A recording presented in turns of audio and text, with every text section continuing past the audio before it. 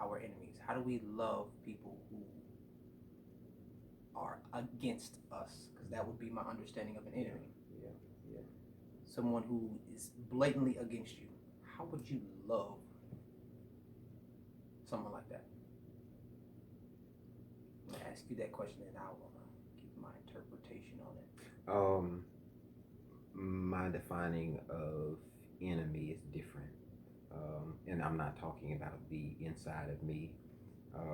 For me, Psalms 23, I think 4 or 5, whichever one it is, it says, the Lord prepares the table before me in the presence of my enemies. And we go through this like the discussion of who am I sitting with that I know don't like me, and I still sit with them. And I'm like, God, I wouldn't sit at the table with enemies. I barely sit with folk that I like. It's like, I know you like them, but they hate you. Is that those are your enemies. Here's the conviction. Can you still love them anyway? Right. And not make them feel uncomfortable as you feed them, knowing that they're eating from your plate but hate it. And like, it's easy to love the white man, the the prison guard. It's easy to love people who don't personally affect me. I just see it. But when it hurts you because you love it, and find out it don't love you back, like, can you still love them and not be like acting acting weird, acting like nice but rude towards them, knowing that they are not hateful, just an enemy. That's you know. That's deep. Because you'd be sitting at the table with Family, not straight, right? With friends, with mom and dad. I mean, really. Mine would be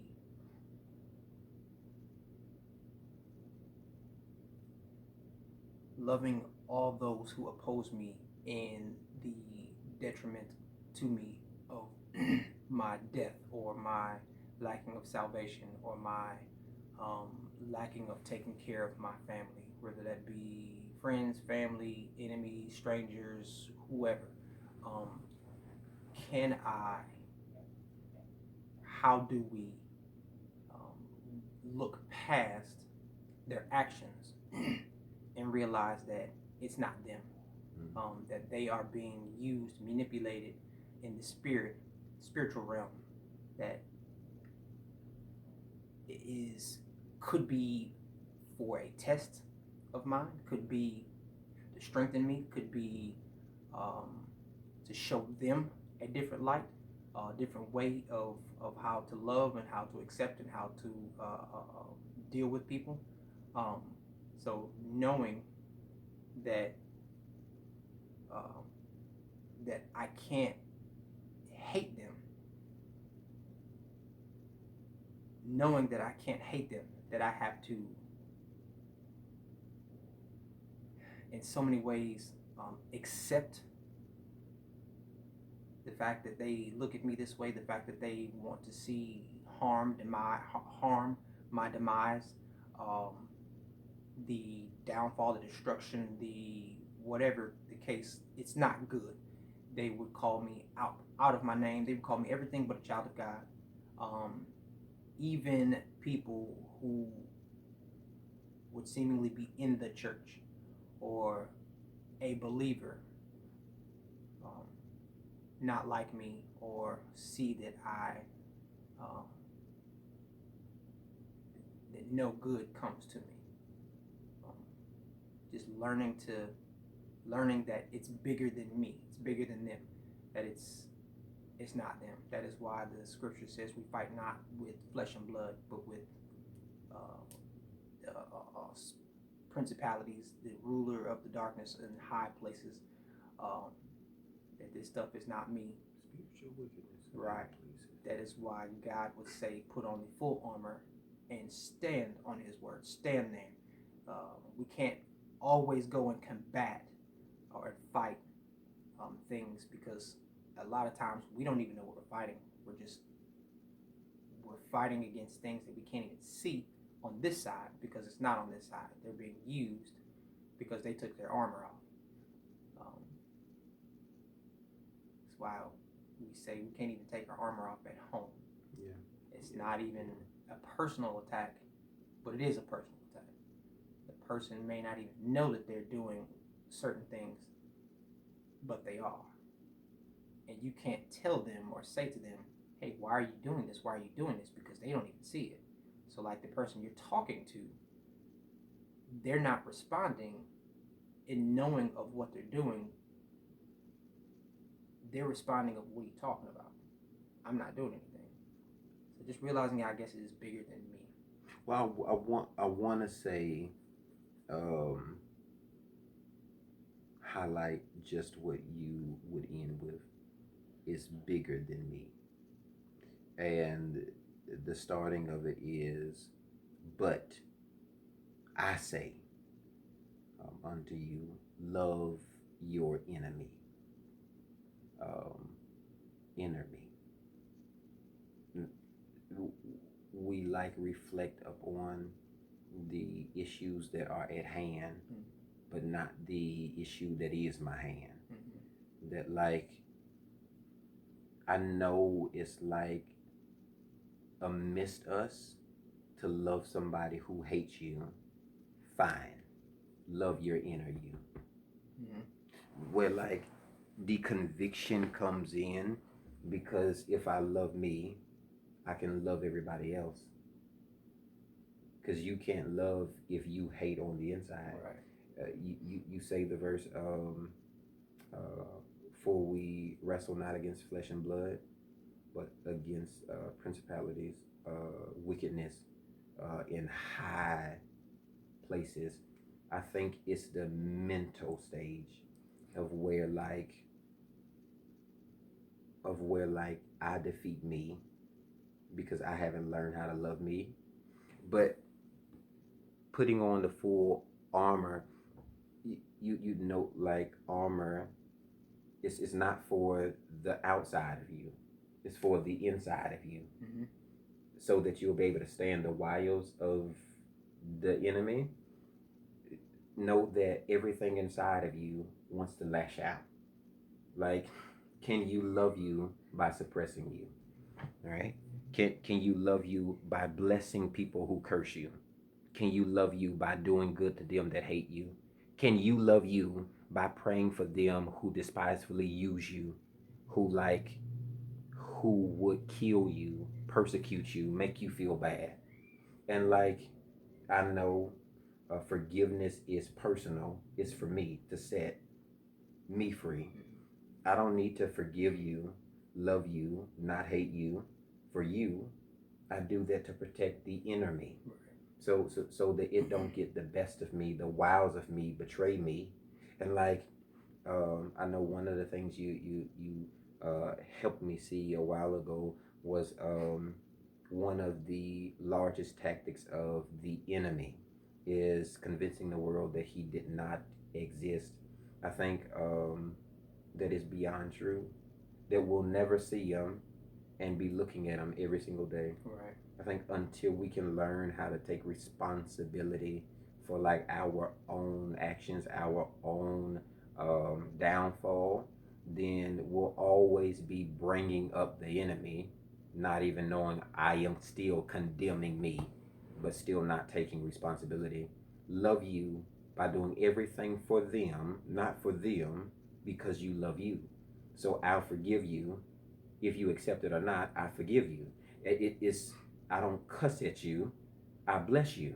Even though I know she don't like me, gonna cuss me out, gonna talk about me, gonna be mean to me, like bring all bad around me, that's fine. I bless her.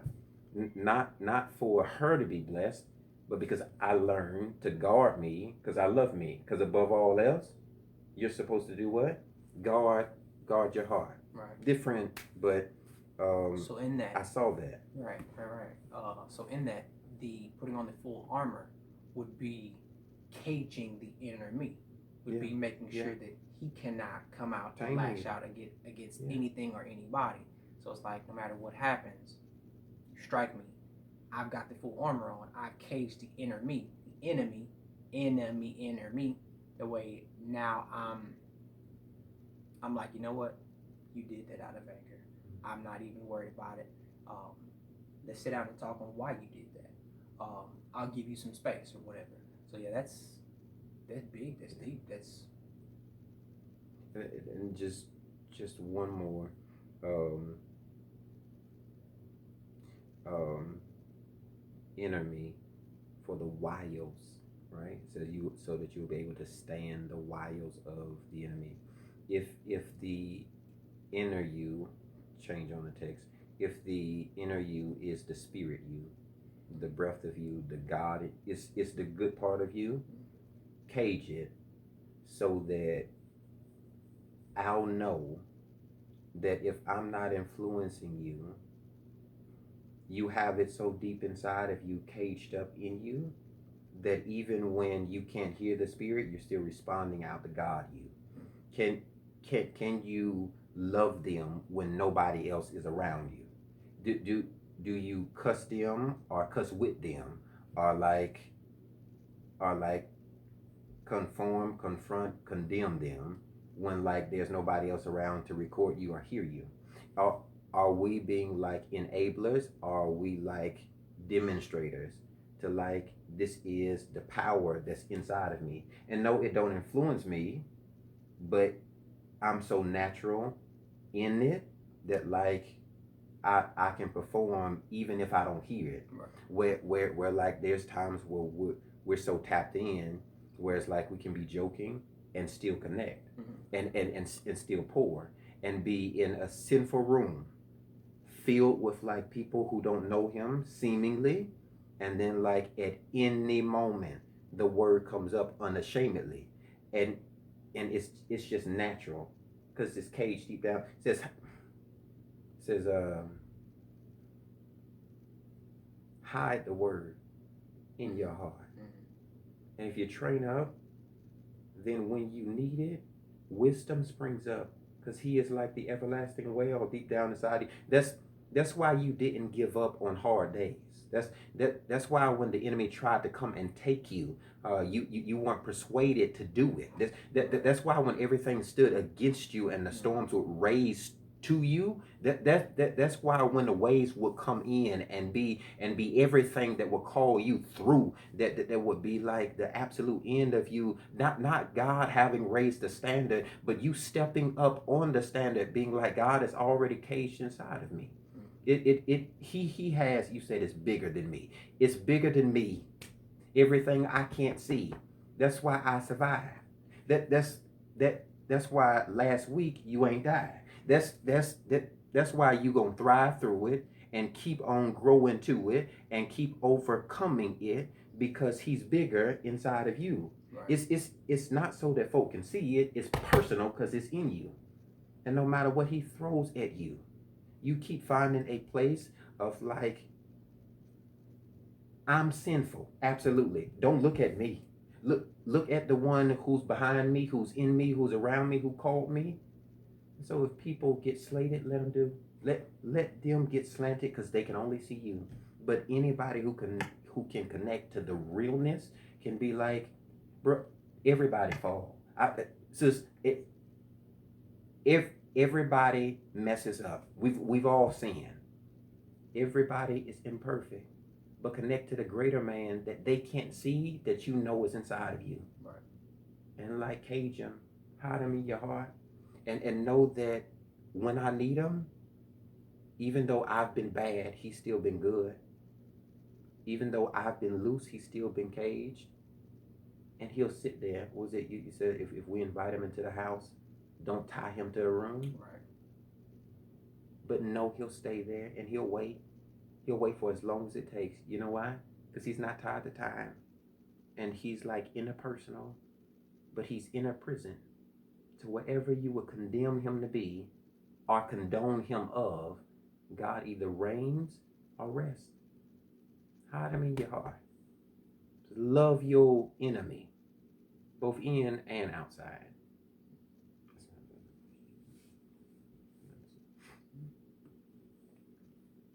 The next would be bless them that curse